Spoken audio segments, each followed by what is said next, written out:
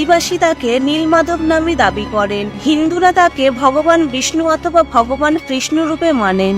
জৈনরা তাকে জিনানাথ রূপে মানেন, আর বৌদ্ধরা তাকে বুদ্ধ রূপে মানেন। তিনি হলেন জগতের নাথ প্রভু জগন্নাথ। বন্ধুরা, আজ এই ভিডিওতে আমরা ভগবান জগন্নাথের উৎপত্তি এবং জগন্নাথ মন্দিরের নির্মাণ সম্পর্কে সংক্ষেপে জানব। তিনি হলেন সনাতন ধর্মের সমস্ত দেবী দেবতার মধ্যে সবচেয়ে রহস্যময়ী দেবতা। তিনি দয়ার সাগর, আর তিনি সমগ্র বিশ্ব সংসারের পরম বন্ধু। তিনি ভগবান ব্রহ্মার মস্তকের অলঙ্কার, আবার তিনি হলেন সর্বোচ্চ ব্রহ্মের অভিব্যক্তি। তার সবকিছুই খুবই আকর্ষণীয় এবং রহস্যে ঘেরা। তিনি একমাত্র যিনি তার ভাই বোনের সঙ্গে পূজিত হন। তিনি একমাত্র ঈশ্বর যাকে প্রাচীনকাল থেকেই ভারতবর্ষে উপস্থিত সকল প্রমুখ ধর্ম ও পরম্পরাতে পূজা করা হয়। বলা হয় সত্যযুগে ইন্দ্রদম্ন নামে এক বৈষ্ণব রাজা ছিলেন, যার রাজধানী অবন্তী থেকে মালবা পর্যন্ত সীমিত ছিল, যা বর্তমানে অন্ধ্রপ্রদেশ থেকে রাজস্থানের অংশকে বলা হয়। তিনি ভগবান বিষ্ণুর পরম ভক্ত হওয়ায় সর্বদা তার এক ঝলক পাওয়ার জন্য উৎসুক হয়ে থাকতেন। একদিন এক ভিক্ষুক তার মহলে আসেন আর উদ্রদেশ অর্থাৎ ওড়িশার সম্পর্কে বলেন। বিশ্ব বসু নামক এক শবর সর্দার একটি গোপনীয় গুহার ভিতর নীলমাধব রূপে ভগবান শ্রী বিষ্ণুর পূজা করেন।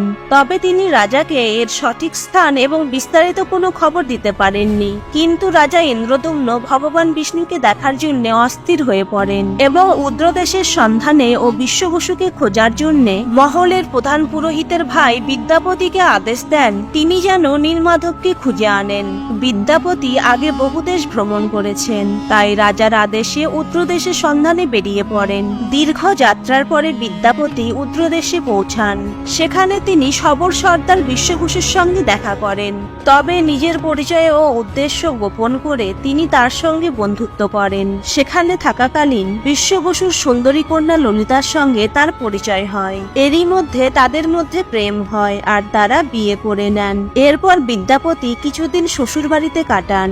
শবর জাতির সঙ্গে থাকাকালীন বিদ্যাপতি দেখেন তার শ্বশুর বিশ্ব বসু প্রতিদিন মাঝরাতে কোথাও যেন যান আর পরদিন সকালে ঘরে ফেরেন। আর তিনি এটাও লক্ষ্য করেন বিশ্ব বসুর শরীর থেকে চন্দন ও মিষ্টি কস্তুরীর গন্ধ চারিদিকে ছড়াচ্ছে।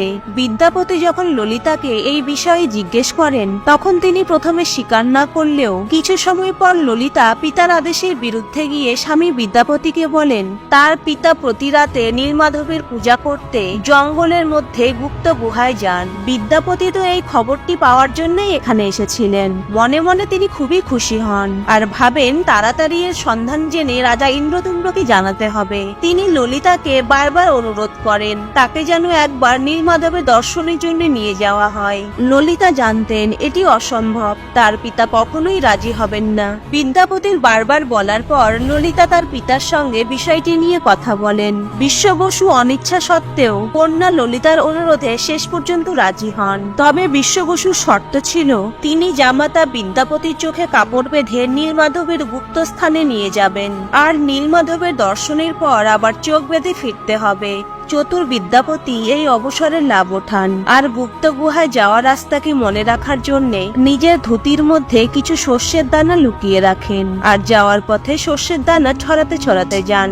অবশেষে গুপ্ত গুহায় পৌঁছে বিদ্যাপতি নীলমাধবের দর্শন করেন আর তার চোখ আনন্দে উজ্জ্বল হয়ে ওঠে।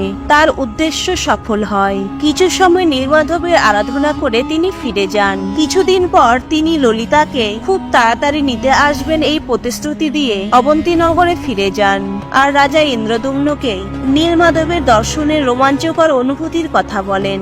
এই ঘটনা জানার পর পরম বিষ্ণু ভক্ত রাজা ইন্দ্রদম্ন তার দীর্ঘদিনের ভগবান বিষ্ণুর সেবা করার ইচ্ছাকে পূর্ণ করতে নীলমাধবকে তার রাজ্যে আনার সিদ্ধান্ত নেন। ইন্দ্রদম্ন তার সেনাবাহিনী নিয়ে উত্তরদেশ আক্রমণ করেন এবং শবর নেতা বিশ্ব বসুকে বন্দী করেন।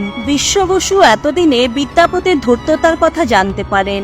বিদ্যাপতি বিশ্ব বসুকে রাজা ইন্দ্রদম্নকে নিয়ে সেই স্থানে যেতে বললে বিশ্ব বসু পরিষ্কার তাদের নীলমাধবের সন্ধান দিতে অস্বীকার করেন।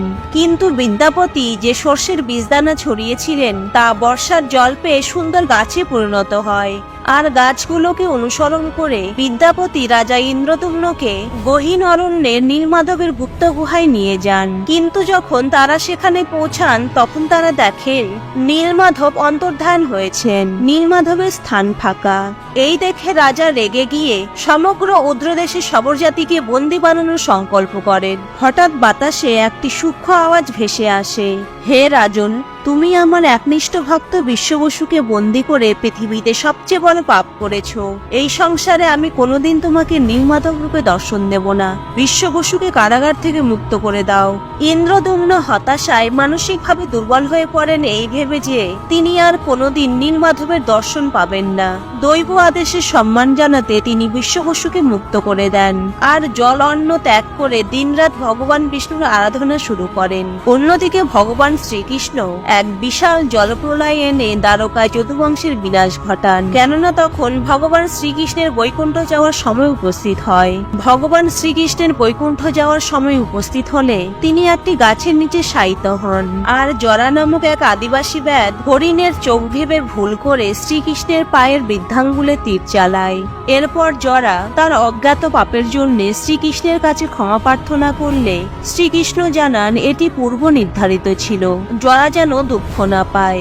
মৃত্যুর পর জরার স্থান তার সঙ্গে বৈকুণ্ঠ লোকে হবে, আর সে যেন তার শেষকৃত্য সম্পূর্ণ করে আর অবশিষ্টাংশ সমুদ্রে প্রবাহিত করে। কিন্তু জরা শ্রীকৃষ্ণের পার্থিব শরীরকে সম্পূর্ণ দাহ করতে পারেননি।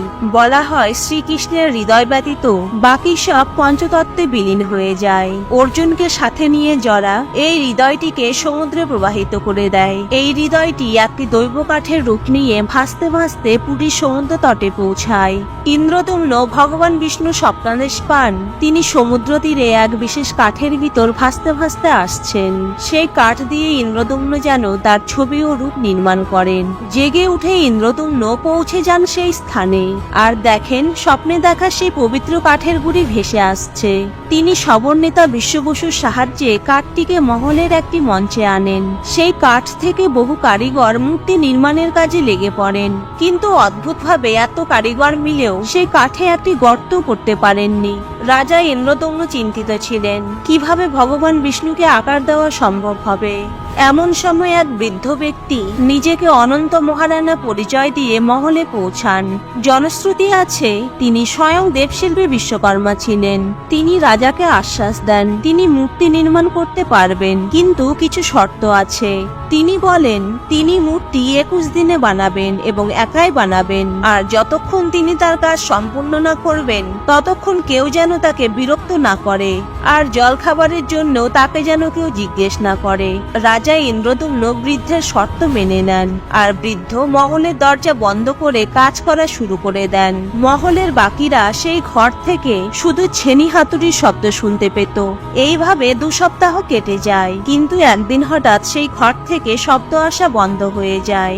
ইন্দ্রদুম্নের স্ত্রী রানী গুন্ডিচা চিন্তায় পড়ে যান। তিনি ভাবেন বৃদ্ধ হয়তো এতদিন জল খাবার না খেয়ে ক্ষুধায় তৃষ্ণায় মারা গেছেন। তিনি বৃদ্ধ ব্যক্তিটিকে বেঁচে আছে কিনা দেখার জন্য রাজা ইন্দ্রদুম্নের কাছে দরজা খোলার জন্য অনুরোধ করেন। অনিচ্ছা সত্ত্বেও রানীর অনুরোধে তিনি দরজা ভেঙে ফেলেন, আর ভিতরে গিয়ে দেখেন বৃদ্ধ কারিগর ঘর থেকে অদৃশ্য হয়ে গেছেন আর 3টি অসম্পূর্ণ মূর্তি বানিয়ে রেখে গেছেন। ইন্দ্রদুম্ন মূর্তিকে অসম্পূর্ণ দেখে এবং বৃদ্ধকে দেওয়া প্রতিশ্রুতি রাখতে না পারার প্রায়শ্চিত্ত স্বরূপ তিনি ইহলোক ত্যাগ করার সিদ্ধান্ত নেন। হঠাৎ বাতাসে আবারও এক সূক্ষ্ম কণ্ঠস্বর শোনা যায়, হে রাজন, তুমি তোমার প্রতিজ্ঞা ভেঙেছ। তুমি সময়ের পূর্বেই দরজা খুলেছ, তবে দুঃখিত হও না। আমি স্বয়ং এই রূপেই ভক্তদের সামনে প্রকট হব। আমাকে বিধিমতে স্থাপন করো আর পূজা করা শুরু করো। স্বয়ং ভগবান বিষ্ণুর আদেশ পেয়ে রাজা ইন্দ্রদুম্ন নীলাচল পর্বতে এক সুন্দর মন্দিরের নির্মাণ কার্য শুরু করেন এবং মন্দিরের অভিষেক আর প্রভু জগন্নাথকে স্থাপনের জন্য তিনি তার রানী গুন্ডিচার সঙ্গে ব্রহ্মলোক অর্থাৎ ভগবান ব্রহ্মার নিবাসস্থলে যান ভগবান ব্রহ্মাকে আমন্ত্রণ জানাতে। যখন রাজা ইন্দ্রদুম্ন ও রানী গুন্ডিচা ব্রহ্মলোক পৌঁছান তখন ভগবান ব্রহ্মা গভীর ধ্যানে ছিলেন। বলা হয় ব্রহ্মলোকে একদিন মর্ত্যলোকে 10 লক্ষ বছরের সমান হয়। তারা ততক্ষণ পর্যন্ত অপেক্ষা করেন যতক্ষণ না ভগবান ব্রহ্মার ধ্যান ভঙ্গ হয়। এরপর তারা ভগবান ব্রহ্মাকে মন্দিরকে পবিত্র করতে এবং জগন্নাথ দেবকে স্থাপন করার অনুরোধ জানান। ভগবান ব্রহ্মা তাদের নিমন্ত্রণ স্বীকার করেন এবং তাদের সাথে নীলাচলে আসেন। যখন তারা ফিরে এসেছিলেন তখন পৃথিবীতে একটি যুগ সমাপ্ত হয়েছিল এবং একটি নতুন পৌরাণিক রাজা গালামাধব তার রাজ্যে তখন শাসন করছিলেন। একদিন যখন গালামাধব তার ঘোড়ায় চেপে যাত্রা করছিলেন তখন ঘোড়ার পা মন্দিরের চূড়ায় লাগে। এরপর তিনি সেই স্থান খোদাই করে মন্দিরকে পুনরুদ্ধার করেন। এদিকে ইন্দ্রদম্ন যখন ভগবান ব্রহ্মার সঙ্গে ফিরে এলেন তখন তিনি তার রাজ্যে শাসক রূপে গালামাধবকে দেখতে পান এবং তাকে মন্দিরের মালিক রূপে দাবি করতে শোনেন। এর ফলে দুজনের মধ্যে বিবাদ শুরু হয়। ভগবান ব্রহ্মাকে বিচারের জন্য বলা হয়। তখন ভগবান ব্রহ্মা জানান ইন্দ্রদম্ন বাস্তবে মন্দিরের নির্মাণকর্তা, তবে গালামাধব মন্দিরটিকে বাঁচিয়েছেন। এরপর ভগবান ব্রহ্মা মন্দিরে অভিষেকের অনুষ্ঠান শুরু করেন। ইন্দ্রদম্নের ভক্তি আর ভগবান বিষ্ণুর পূজার জন্য মহান মন্দির নির্মাণের কারণে ভগবান বিষ্ণু প্রসন্ন হয়ে রাজা ইন্দ্রদম্নকে যে কোনো বরদান চাইতে বলেন। মহান ভক্ত ইন্দ্রদম্ন বলেন, হে প্রভু, যদি সত্যি আপনি আমার ভক্তিতে প্রসন্ন হয়ে থাকেন তবে আমাকে বরদান দিন আমি যেন নির্গুণ হয়ে যাই, যেন কোনো শরীর এটা দাবি না করে যে আপনার এই মন্দির তার পূর্বপুরুষের দ্বারা তৈরি হয়েছিল। আর ভবিষ্যতে যদি আপনার মন্দির ও মূর্তি ক্ষতিগ্রস্ত অথবা নষ্ট হয়ে যায় তাহলেও আপনি এখানেই থাকবেন আর এই স্থান ছাড়বেন না। রাজার প্রার্থনা অনুসারে ভগবান বিষ্ণু তাকে বরদান দেন। এরপর রানী গুন্ডিচাকে শ্রী বিষ্ণু প্রতিশ্রুতি দেন তিনি তার ঘরেই জন্ম নিয়েছেন, তিনি তার পুত্রের সমান আর রানী গুন্ডিচা তার মায়ের সমান। তাই তিনি প্রতি বছর রথযাত্রার সময় 7 দিনের জন্য তার ঘরে এসে থাকবেন আর তার হাতের সুস্বাদু খাবার গ্রহণ করবেন। এই জন্য রথযাত্রার সময় প্রভু জগন্নাথ ভ্রাতা বলরাম, বোন সুভদ্রা ও সুদর্শন চক্রের সঙ্গে গুন্ডিচা মন্দির যাত্রা করেন আর সেখানে 7 দিন অতিবাহিত করেন। বন্ধুরা, রানী গুন্ডিচা তিনি দেবকীও ছিলেন না, যশোদাও ছিলেন না, কিন্তু শ্রীকৃষ্ণ তথা শ্রী বিষ্ণু যেহেতু তাকে প্রতিশ্রুতি দিয়েছিলেন এই জন্য প্রতি বছর প্রতিশ্রুতি রক্ষার জন্য তিনি মাতৃতুল্য দেবী গুন্ডিচার সঙ্গে দেখা করতে আসেন। এমনই হলেন আমাদের প্রভু জগন্নাথ, যিনি নিজের ভক্তদের দেখাশোনার জন্য চোখের পলক না ফেলে নিজের চোখ সবসময় খোলা রাখেন। বন্ধুরা, ভিডিওটি কেমন লেগেছে অবশ্যই জানান আর ভিডিওটি ভালো লাগলে প্লিজ সাবস্ক্রাইব করে সাপোর্ট করুন। Thank you.